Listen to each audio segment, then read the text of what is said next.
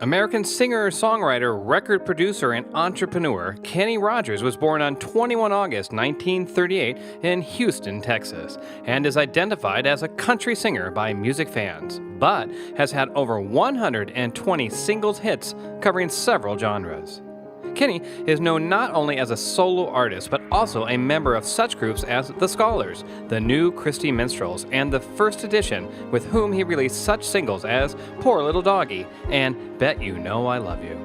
So, just how rich is Kenny Rogers as of mid-2016? According to Celebrity.money, Rogers' net worth is estimated to be over $250 million. Undoubtedly, the majority of Rogers' wealth has come from his singing career, which began in the late 1950s.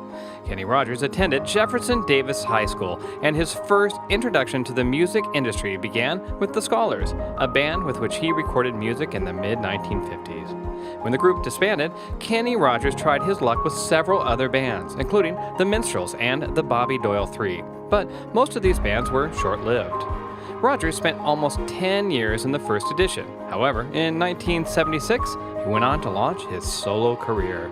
Soon after, joining the United Artists label, Rogers released his debut solo work under the title Love Lifted Me, which was followed by a more successful self-titled second studio attempt. The latter album spawned several singles, but it was Lucille that helped the album reach #1 on the country charts. Lucille was so popular at the time that it topped the charts both in the US and the UK, and with more than 5 million copies sold, inspired the recordings of many covers by various artists.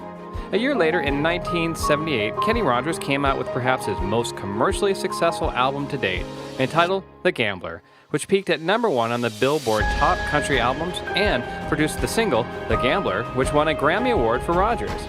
As a solo artist, Kenny Rogers has released several audio works that have sold well, including Kenny, which topped the country charts, The Gambler, and Water and Bridges. Kenny has released 32 studio albums and 49 compilation albums, which spawned a total of 80 singles. An inductee into the Country Music Hall of Fame, Kenny Rogers is a winner of several Grammy, Country Music Association, and American Music Awards. In addition to being a musician, Kenny Rogers proved himself to be a talented actor, as he has appeared in many television productions, the most notable being Kenny Rogers as The Gambler, a commercially successful television series that not only inspired the creation of 4 sequels, but also won an Eddie Award and received several Emmy Award nominations.